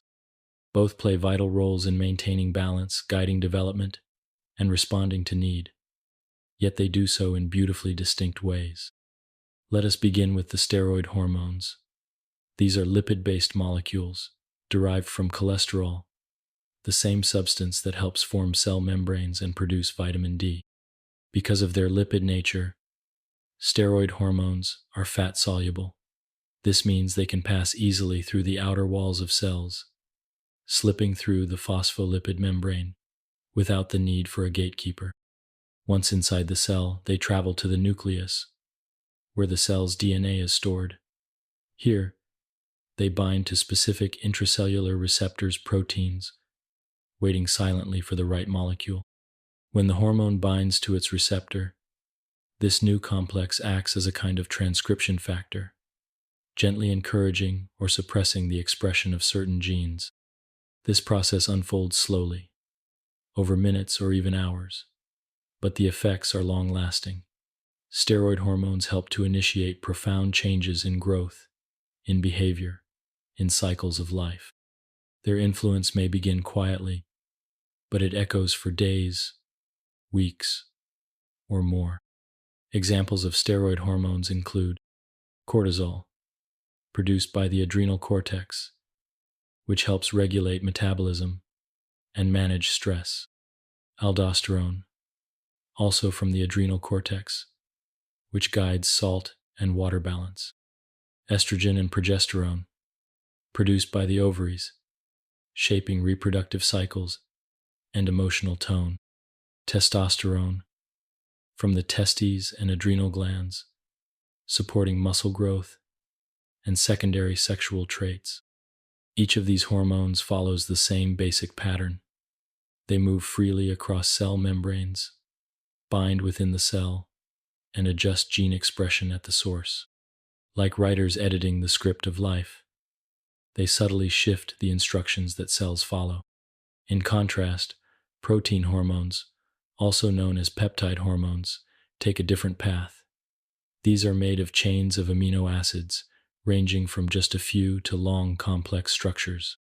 Because they are water-soluble, they cannot pass through the lipid-rich outer layer of a cell. Instead, they interact with surface receptors embedded in the cell membrane. When a protein hormone reaches its target cell, it binds to this external receptor, like a hand reaching out to knock at the door. This binding does not open the membrane. Rather, it triggers a cascade of signals inside the cell. These are known as second messengers molecules, such as cyclic AMP, CAMP, or calcium ions that carry the message inward, relaying the signal to various internal components. This chain reaction can activate enzymes, change cell shape, alter ion flow, or influence metabolic pathways. The response is rapid, often occurring within seconds or minutes. But because the hormone itself never enters the cell, the message is amplified from outside a quiet word, turning into a flurry of activity within. Examples of protein hormones include insulin, produced by the pancreas, which helps cells absorb glucose from the blood. Glucagon, also from the pancreas, which releases stored sugar during fasting. Adrenocorticotropic hormone, ACTH, from the pituitary, which stimulates cortisol release. Antidiuretic hormone, ADH, which helps conserve water in the kidneys. Oxytocin, which promotes bonding, trust, and contractions during childbirth. These hormones act with precision. Their signals are brief but effective. Like gentle taps on a window, they call the cell's attention, deliver their instruction, and then fade. There is a third, less common group of hormones as well, the amino acid derivatives, such as thyroxine, T4, from the thyroid, or epinephrine from the adrenal medulla. These share features with both protein and steroid hormones. Some enter cells, others act at the surface. Their pathways are flexible, adapted to their function. What unites all hormones, regardless of type, is their specificity. Each hormone has target cells that recognize its shape and respond. This recognition is based on receptors, and without the proper receptor, the hormone simply passes by, unnoticed. This is why hormones can travel through the entire bloodstream but only affect certain tissues. It is a system of keys and locks, perfectly matched. And though steroid and protein hormones differ in their passage and timing, both are essential. Steroid hormones shape long-term change growth, development, cycles of fertility. Protein hormones manage the moment-to-moment needs, sugar regulation, hydration, pulse, and alertness. Together, they form a layered communication system. The steroids are like the deep, slow notes of a cello, resonating over time. The proteins are like light piano keys, quick and precise, responding instantly to every shift. The body plays both melodies in harmony, responding to its needs with depth and speed. As you lie still now, both kinds of hormones may be at work. Perhaps insulin is guiding nutrients to your cells, while melatonin continues its slow rise. Perhaps aldosterone is adjusting your water balance, or oxytocin flows in response to comfort and calm. You may not feel them, but they are there shaping each breath, each heartbeat, each moment of peace. In the next part, we will explore how hormones travel through the body, how they find their destinations, and how they begin their subtle influence once they arrive. But for now, let the balance between steroid and protein, between long and short, between silence and signal rock you deeper into rest. Part 12. How hormones know where to go. Inside the bloodstream, countless molecules flow, nutrients, gases, cells, and among them, the gentle signals of the endocrine system, hormones. These small messengers travel throughout the body, moving with the rhythm of circulation. But though they pass by nearly every cell, they do not speak to all. Each hormone knows its destination, and each destination knows when to respond. This exquisite selectivity lies at the heart of hormonal function. It ensures that a hormone like insulin, though it circulates broadly, affects only those tissues prepared to receive its message, or that thyroid hormones, though present in every drop of blood, act only on cells with the right listening tools, the correct receptors. The bloodstream acts as a highway. Hormones are the travelers, and the target cells are the intended stops along the way. But the hormone cannot simply choose where to act. It is received or not depending on the presence of a matching receptor, a protein shaped precisely to bind with a specific hormone. Without this receptor, the hormone drifts past silently, as unnoticed as a leaf on a river. These receptors may be located in different parts of the cell, depending on the type of hormone.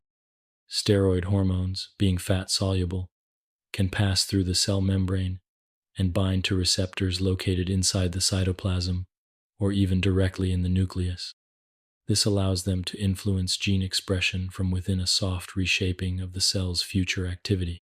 By contrast, protein and peptide hormones, which are water-soluble, remain outside the cell.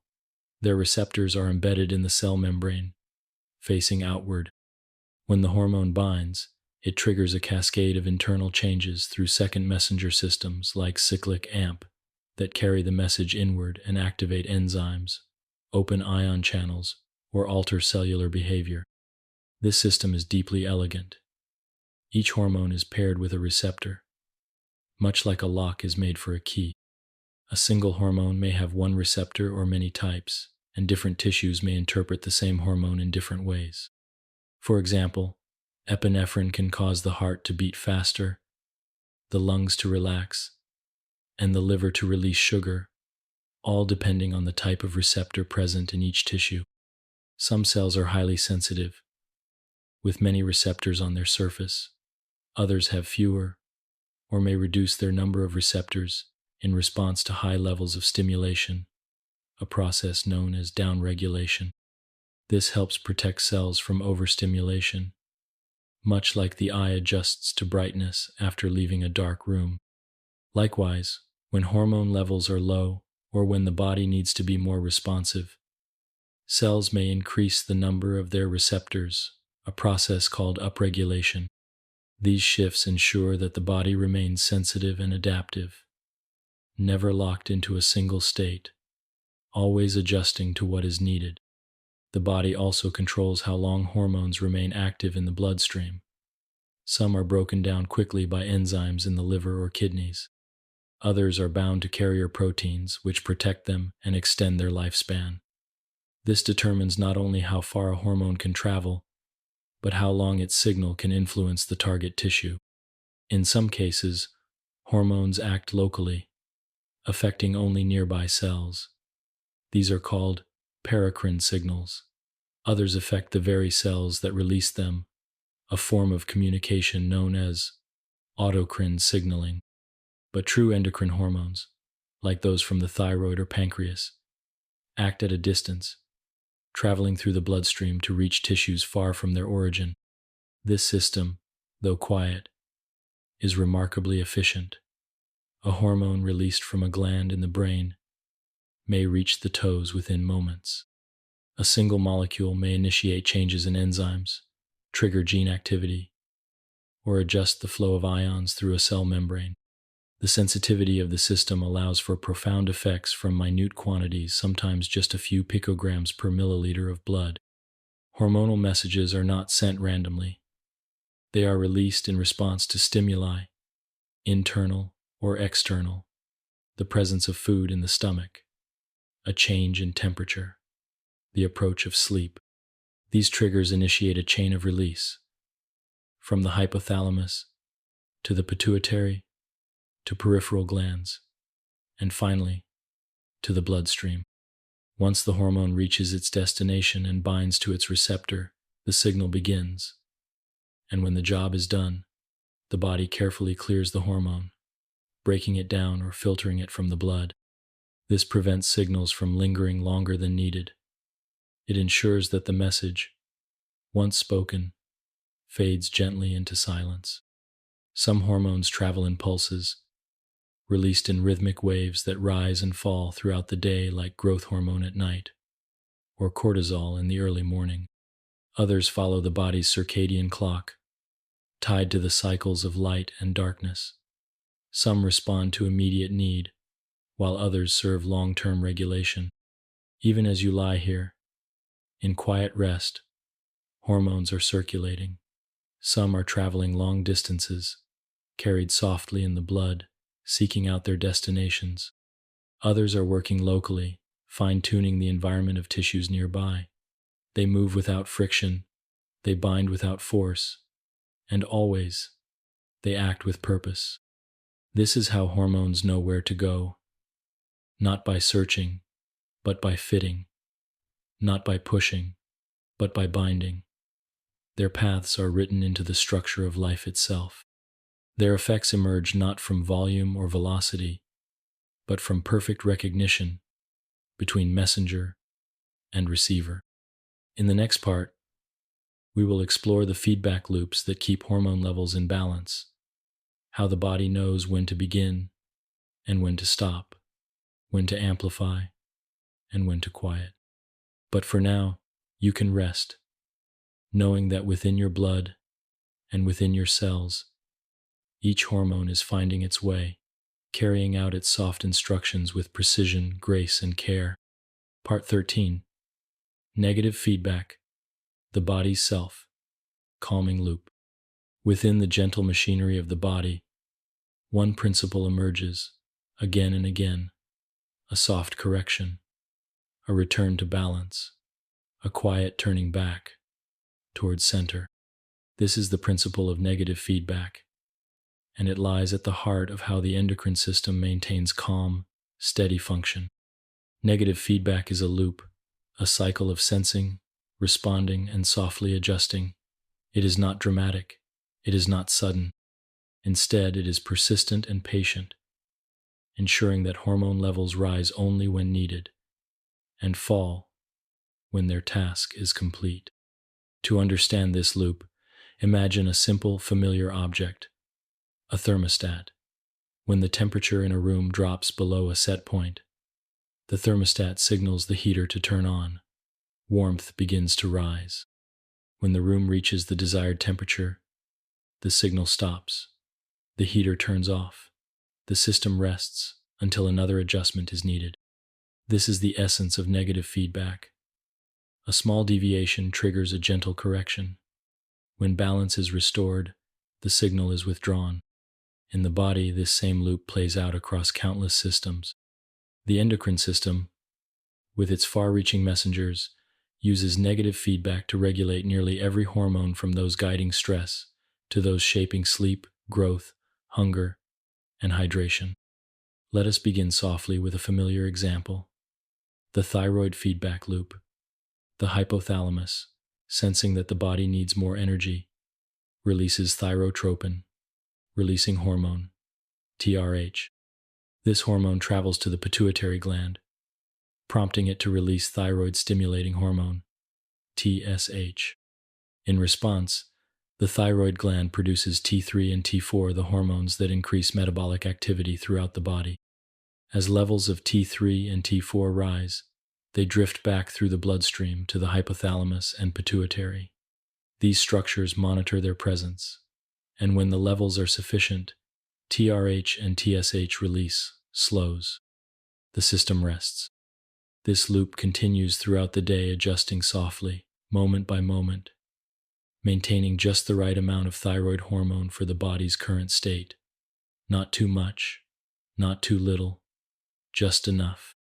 A similar loop governs the adrenal response to stress. When the brain perceives a stressor, perhaps a sudden noise, a mental challenge, or even low blood sugar, the hypothalamus sends corticotropin-releasing hormone, CRH, to the pituitary. The pituitary answers with adrenocorticotropic hormone, ACTH, which stimulates the adrenal cortex to release cortisol. Cortisol prepares the body to adapt. It mobilizes glucose, heightens alertness, and moderates inflammation. But as cortisol levels rise, they signal the hypothalamus and pituitary to pause the release of CRH and ACTH. The cycle gently slows. The hormone does not flood the system indefinitely, it rises only as long as it is needed. This self-limiting design is deeply protective. It prevents hormones from accumulating beyond safe or helpful levels. It keeps the body's systems responsive, but not reactive. In this way, negative feedback is not about stopping, but about balancing, allowing hormones to do their work, and then fade as the body finds its center again. Even the regulation of blood sugar is governed by such loops. When glucose rises after a meal, the pancreas releases insulin, allowing cells to absorb the sugar. As levels drop, insulin release slows. If glucose becomes too low, the pancreas shifts gears and releases glucagon, signaling the liver to release stored sugar. As balance returns, glucagon too recedes.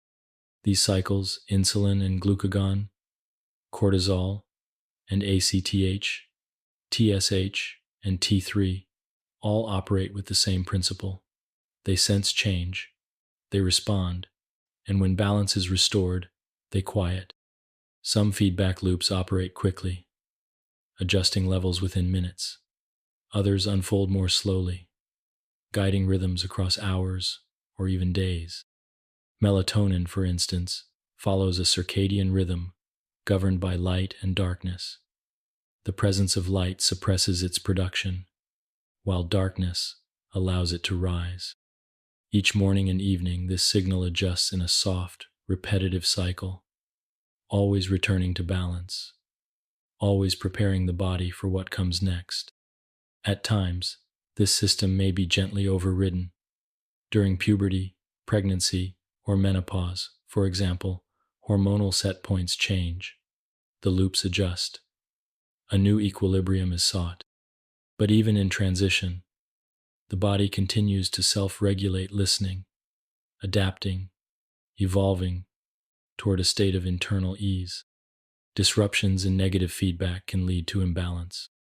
If the feedback loop is broken, if the body no longer senses hormone levels accurately, or if it continues producing, despite sufficient levels, the system may overshoot or undershoot its mark. This can lead to conditions such as hyperthyroidism or Cushing's syndrome. But even here, the body is not careless. It is compensatory, seeking other pathways, reducing sensitivity, or altering hormone clearance to regain balance.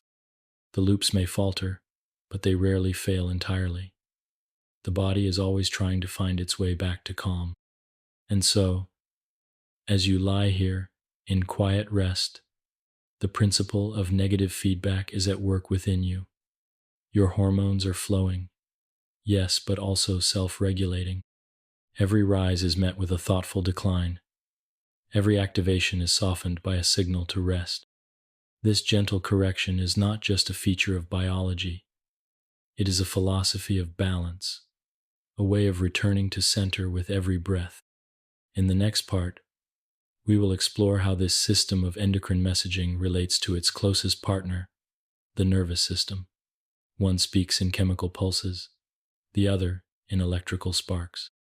Yet together, they form the two great languages of internal control. But for now, you may simply continue to rest, knowing that within you, every signal is balanced by another, and every rise is followed by a return to stillness. Part 14. Endocrine and nervous systems, two languages of control. The human body is governed by two great systems of communication. One speaks in pulses of electricity, quick and fleeting, the nervous system. The other speaks in waves of chemistry, slow and enduring, the endocrine system. Though distinct in method and speed, these two networks work together in harmony, orchestrating the quiet dance of life. The nervous system is like a network of wires running from the brain and spinal cord out to every muscle, every organ, every fingertip. It uses electrical impulses, carried by specialized cells called neurons, to send messages in milliseconds. When you move your hand, feel a breeze, or remember a name, it is the nervous system at work, immediate, direct, and precise. The endocrine system, by contrast, is slower. Its messages are carried not along nerves but within the bloodstream, traveling from distant glands to receptive tissues. These messages, hormones, take time to reach their targets and often linger, shaping the body's state not just for seconds, but for minutes, hours, or even days. Imagine these two systems as musicians in an orchestra. The nervous system is the sharp pluck of a violin, quick and bright. The endocrine system is the long, warm hum of a cello, sustaining a tone through time. Together, they produce the music of the body's internal life. Let us explore how these systems complement one another. The nervous system is designed for speed and specificity. When a hand touches something hot, the sensory neurons instantly carry that signal to the spinal cord. Without even involving the brain at first, a reflex is initiated. Muscles contract, and the hand pulls away. It is a protective action, swift, automatic, essential. The endocrine system is not involved in that immediate reflex, but once the danger has passed, it steps in to help the body recover. The adrenal glands may release a small burst of cortisol, helping the body manage stress, reduce inflammation, and restore balance. The heart slows, the breath deepens, calm returns. This is how the two systems work side by side, one handling the urgency, the other managing the aftermath. Another example lies in the regulation of body temperature. When the environment is cold, the nervous system can prompt the muscles to shiver, creating warmth. At the same time, the hypothalamus may stimulate the thyroid gland through a chain of hormonal signals, increasing metabolism to generate more heat from within. One system acts now, the other ensures a lasting adjustment. The relationship between these systems is especially close in the hypothalamus, a structure in the brain that serves as a bridge between neural and hormonal function. The hypothalamus receives information from the nervous system, sensory input about temperature, pain, light, and emotional state. In response, it sends out hormonal signals to the pituitary gland, guiding the endocrine system's longer-term responses. For instance, if the body perceives stress not just physical but emotional, the hypothalamus releases corticotropin-releasing hormone, CRH. This begins a hormonal chain that results in cortisol release from the adrenal glands. The nervous system experiences the stress in real time. The endocrine system helps the body adapt across hours or days. The sympathetic nervous system and the adrenal medulla also work in tandem. In moments of urgency, the sympathetic nerves trigger the release of epinephrine, adrenaline, from the adrenal glands. This hormone acts like an amplifier, sustaining the effects of the nervous signal, increasing heart rate, opening airways, sharpening attention. It is a dual system, nerve and hormone, acting as one. In this way, the nervous and endocrine systems share responsibilities. The nervous system governs movement, sensation, thought, and reflex. The endocrine system regulates growth, metabolism, reproduction, and long-term adaptation. Yet their actions often overlap, and their boundaries blur. Sleep, for example, is not governed by one system alone. The nervous system quiets brain activity, slowing down the chatter of the conscious mind. Meanwhile, the pineal gland, under the control of light-sensitive neurons, releases melatonin, guiding the body into restful rhythms. One system dims awareness, the other prepares the body to rest. In puberty, the nervous system receives input about time and maturation. The hypothalamus then begins releasing gonadotropin-releasing hormone, GnRH, prompting the pituitary to awaken the reproductive glands. Here again, a neural cue initiates a hormonal transformation that unfolds over years. This integrated control system allows the body to function with grace, responding to immediate challenges while shaping its long-term state. It ensures that we can adapt quickly, yet also grow slowly, that we can react to change, and also prepare for the future. If these systems were to work in isolation, the body would lack coherence. But because they speak to one another, in different voices, but toward the same goal, the internal world remains harmonized. A sudden fright may raise the heart rate, that is the nervous system, but the return to calm, the softening of breath, the regulation of glucose, that is the endocrine system's quiet reply. As you rest now, both systems are active. Your nervous system may be quieting the mind, slowing the pulse. Your endocrine system may be adjusting cortisol, regulating melatonin, or gently preparing for the metabolic shifts of sleep. You do not need to guide them. They guide you. And so, within you, two languages are spoken. One is electric, fast, and fleeting. The other is chemical, slow, and lasting. Both are fluent in the body's needs. Both are essential to your well-being, and together they ensure that your inner world remains stable, responsive, and beautifully at peace. In the next part, we will explore how the endocrine system plays a role in homeostasis, the body's effort to keep internal conditions steady, even as the world outside changes. But for now, Let the harmony between nerve and hormone continue its soft orchestration, carrying you deeper into rest. Part 15. The endocrine role in temperature, water, and mineral balance. Within the quiet workings of the body, a gentle effort is always underway, the effort to remain balanced. No matter the temperature outside, no matter how much water we drink or how much salt we consume, the body strives to maintain a steady internal state. This state is called homeostasis, a word that simply means staying the same. The endocrine system plays a central role in this process. Its hormones, circulating softly through the blood, help regulate some of the most fundamental elements of life: body temperature, hydration, and mineral balance. These are not the loud signals of stress or growth, but the quiet adjustments that allow the body to stay in harmony with itself and the world around it. Let us begin with temperature, the invisible warmth of the body, held close to an ideal range. For humans, this range hovers gently around 37 degrees Celsius, or 98.6 degrees Fahrenheit. A small variation is natural, especially during sleep, but too much deviation can disrupt enzymes, slow reactions, or place stress on vital organs. The endocrine system helps manage temperature through a relationship with the thyroid gland. The thyroid releases T3 and T4 hormones that regulate metabolism, the rate at which cells produce energy and heat.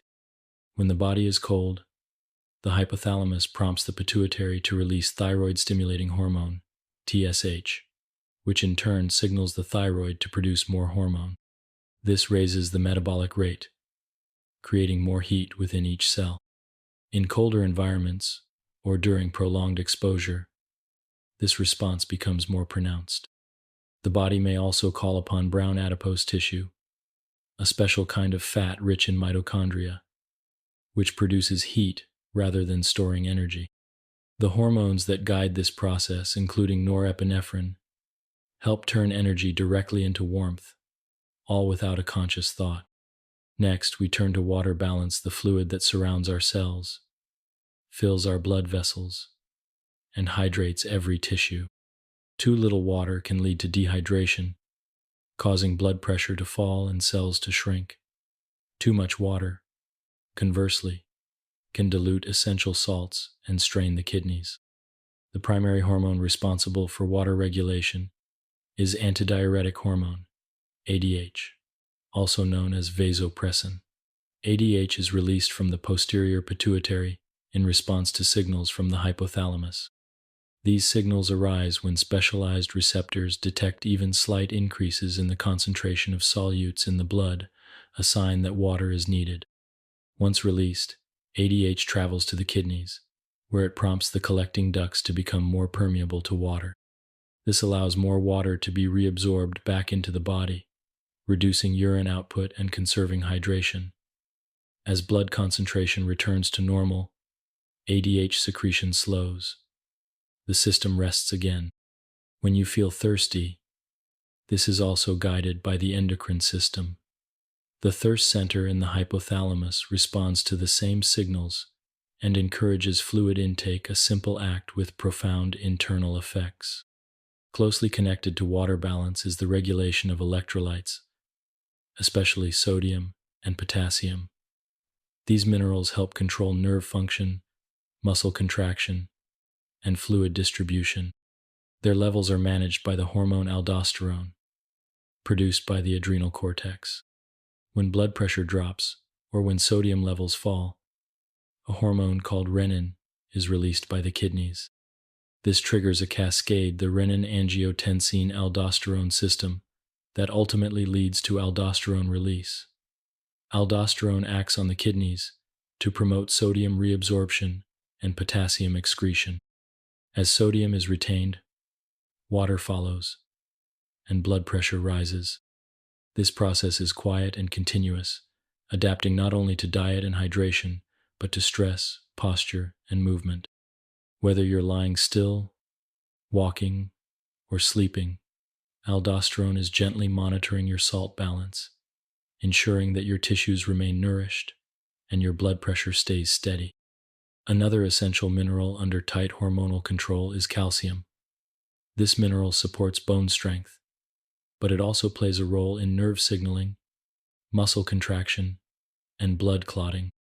The balance of calcium is maintained primarily by the parathyroid hormone, PTH, produced by the parathyroid glands, four small structures located behind the thyroid. When calcium levels drop, PTH is released. It acts on three fronts, signaling the bones to release stored calcium, prompting the kidneys to reabsorb calcium instead of excreting it, and activating vitamin D, which increases calcium absorption in the intestines. When calcium levels rise again, PTH secretion declines. The balance is restored.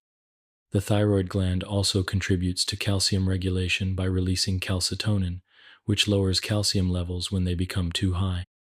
These two hormones, PTH and calcitonin, act as gentle counterparts, keeping calcium within its narrow, essential range.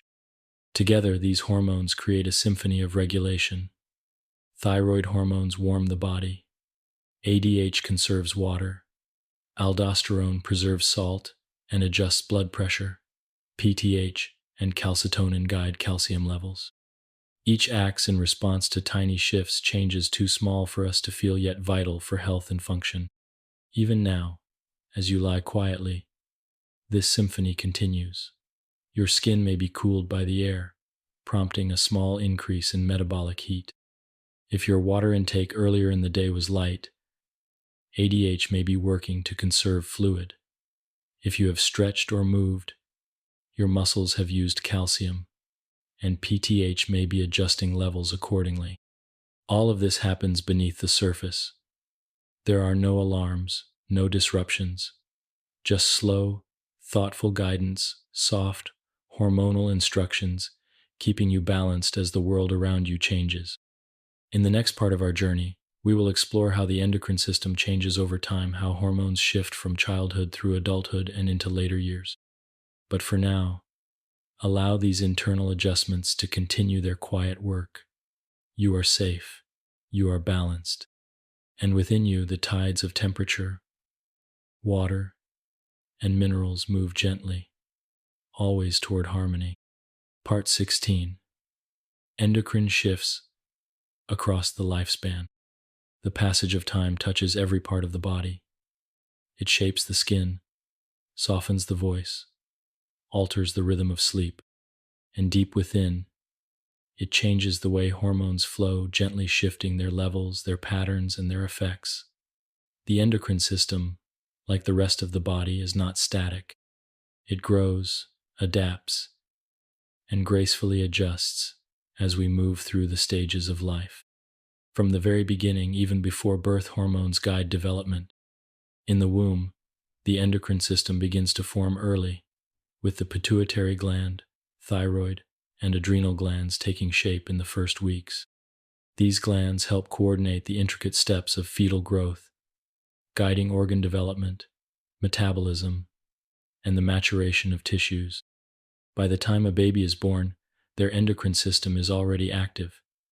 Levels of certain hormones, such as cortisol, rise sharply just before birth, helping the lungs prepare for life outside the womb. After birth, the baby begins to regulate their own hormone production, separate from the mother's influence. This includes the onset of thyroid function, glucose regulation, and the early pulses of growth hormone. In infancy and early childhood, growth is rapid. The pituitary releases steady amounts of growth hormone, GH, which encourages the lengthening of bones and the growth of organs. The thyroid gland works in concert with GH, supporting the pace of metabolism and energy use. The pineal gland begins to shape circadian rhythms, producing melatonin that helps regulate sleep-wake cycles. Though reproductive hormones remain low in early childhood, there may be a brief period known as mini-puberty, when the body produces small amounts of sex hormones. This is a natural and temporary rise that fades as the body settles into its early developmental phase. As the child grows, hormone levels remain relatively stable until the approach of puberty, the period of awakening and transformation. In both boys and girls, the hypothalamus begins to release gonadotropin-releasing hormone, GnRH, in a new rhythmic pattern. This stimulates the pituitary to secrete luteinizing hormone, LH, and follicle-stimulating hormone, FSH, which in turn activate the gonads. In girls, the ovaries begin producing estrogen and progesterone, leading to breast development, the beginning of menstrual cycles, and the growth of reproductive tissues. In boys, the testes produce testosterone, deepening the voice, increasing muscle mass, and stimulating facial and body hair growth. This hormonal shift also affects the brain-changing patterns of thought, emotion, and social behavior. It is a time of reorganization and renewal as the body and mind transition from childhood into adulthood. During the reproductive years, hormones settle into a steady rhythm. In females, estrogen and progesterone rise and fall with the menstrual cycle, preparing the body for potential pregnancy. In males, testosterone supports sperm production, muscle maintenance, and metabolic health. Other hormones, too, continue their quiet work. Insulin and glucagon manage blood sugar. Thyroid hormones regulate energy. Cortisol adjusts to stress. Melatonin guides sleep. All of this unfolds beneath awareness, coordinated across systems, adapting to lifestyle, nutrition, activity, and environment. As the body matures, hormone production begins to change again, this time more gradually. In females, the transition to menopause typically occurs between the late 40s and early 50s. The ovaries begin to reduce their production of estrogen and progesterone. Menstrual cycles become irregular and eventually cease. This shift brings physical and emotional changes, including variations in temperature regulation, sleep quality, and mood. The body adjusts to lower levels of reproductive hormones, and other systems may compensate. Adrenal and fat tissue may produce small amounts of estrogen after menopause, helping to ease the transition. In males, a parallel but more subtle change may occur, often called andropause. Testosterone levels tend to decline slowly over many years, beginning as early as the 30s or 40s. This gradual change may influence energy, muscle mass, libido, and emotional resilience, but the effects are varied, and many men experience only modest shifts. As individuals move into older age, several endocrine patterns continue to evolve. Growth hormone declines, contributing to changes in muscle and bone mass. Melatonin production may decrease, affecting the depth and timing of sleep. Insulin sensitivity often shifts, requiring greater attention to diet and blood sugar. Thyroid function may slow slightly, altering energy levels and body temperature. Cortisol rhythms can become flatter, with less variation between morning and night. These changes are not abrupt. They unfold gently, over months and years, and are part of the natural aging process. The body remains adaptive, always adjusting, always finding new ways to maintain equilibrium. Importantly, many hormonal functions remain intact, even into the later decades of life. The endocrine system, though altered, continues its quiet support, adjusting temperature, managing hydration, regulating stress, and preserving internal balance. It does not stop. It shifts. Throughout each stage of life, the endocrine system is both a guide and a companion. It prepares the body for growth. It supports fertility. It steadies the aging process. Its patterns are written into our biology, but also shaped by experience, by the foods we eat, the sleep we get, the stress we carry, and the care we offer ourselves. And so, as you rest now, your endocrine system is gently tuned to your current phase of life. Perhaps you are young, and your hormones are pulsing with new rhythms.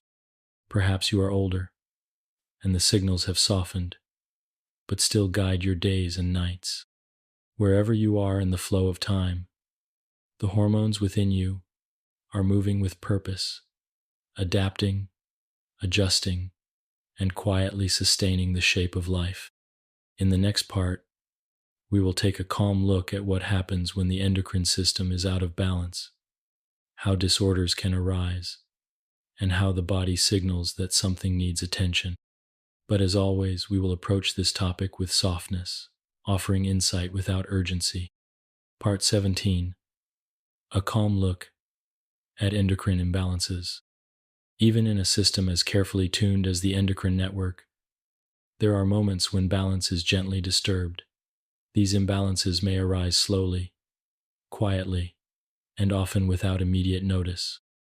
Yet, with time, the body sends small signals, soft reminders that something, somewhere, is adjusting outside its usual range. Let us take a calm look at some of these conditions. Not in fear or urgency, but with understanding, for even when the endocrine system is not functioning at its peak, its core intention remains the same: to return to equilibrium. One of the most well-known endocrine imbalances is related to the thyroid gland. The thyroid, as you may recall, regulates metabolism through the hormones T3 and T4. When the thyroid becomes underactive, the condition is called hypothyroidism. In this state, hormone levels fall too low to sustain the usual rate of metabolism. People with hypothyroidism may feel tired, cold, or mentally foggy. Their heart rate may slow. They may gain weight easily, even with modest changes in diet. Hair may thin, skin may become dry, and mood may feel more subdued. These symptoms do not appear all at once. They arrive slowly, accumulating like fallen leaves, subtle, quiet, but real. The most common cause of hypothyroidism is Hashimoto's thyroiditis, an autoimmune condition where the immune system gently attacks the thyroid tissue over time. It is a slow progression, often managed effectively with replacement hormone therapy, bringing the system back into balance with daily support. In contrast, when the thyroid is overactive, we speak of hyperthyroidism. Here, T3 and T4 levels are elevated, pushing metabolism into overdrive. A person may feel restless, warm, or anxious. Their heart may beat faster. Weight may drop, despite normal or increased appetite. Hands may tremble slightly, and sleep may be elusive. One common cause is Graves' disease, another autoimmune condition in which the immune system stimulates the thyroid to produce too much hormone. Treatment may include medication to calm the thyroid's output, or therapies to gently reduce its activity. Moving downward, we find the pancreas, whose balance between insulin and glucagon governs the body's blood sugar. When insulin is no longer produced, or when the body becomes resistant to its effects, diabetes mellitus arises. In type 1 diabetes, the immune system destroys insulin-producing cells in the pancreas. It usually begins in childhood or early adulthood, and insulin must be supplied externally to manage blood glucose levels. In type 2 diabetes, the body gradually loses sensitivity to insulin. This form often develops later in life and may be influenced by genetics, diet, and lifestyle. Diabetes requires thoughtful management, but it is not the body's failure. It is the body's effort to signal that something has changed. The endocrine system continues its work, adjusting where it can and supporting other functions as steadily as possible. The adrenal glands, too, can experience imbalances when they produce too much cortisol. A condition known as Cushing's syndrome can develop. This may cause weight gain, especially around the face and abdomen, thinning skin, and elevated blood pressure. Cortisol's role in metabolism and immune function means that excess levels can have widespread effects.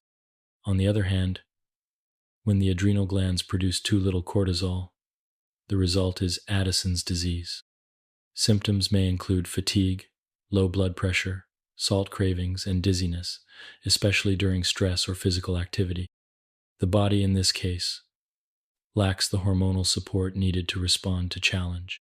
Both conditions are manageable, often with hormone replacement or gentle medications. The body does not resist help. It adapts, accepting support where its own reserves are low. In the pituitary gland, rare tumors or changes can affect hormone release. For example, excess production of growth hormone in adulthood can lead to acromegaly, a condition marked by enlarged hands, feet, and facial features. While rare, it reminds us that even the master gland can have subtle shifts and that the body responds accordingly. For those born with congenital endocrine conditions, such as congenital adrenal hyperplasia or hypopituitarism, lifelong support may be needed. Yet even here, with gentle care and regular guidance, the endocrine system can function with grace and dignity.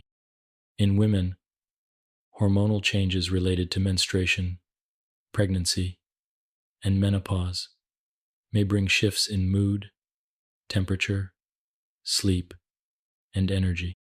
These are not disorders in themselves, but transitions, times when hormone levels rise and fall in new patterns. Some may find these changes subtle, others may experience them more vividly. Support can take many forms: nutritional, emotional, medical, all helping the body to move through its natural cycles with ease.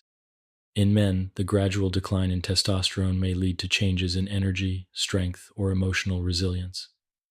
This shift is often slow, and many adjust without difficulty. For others, small interventions may help restore a sense of equilibrium. Across all of these imbalances, a central truth remains.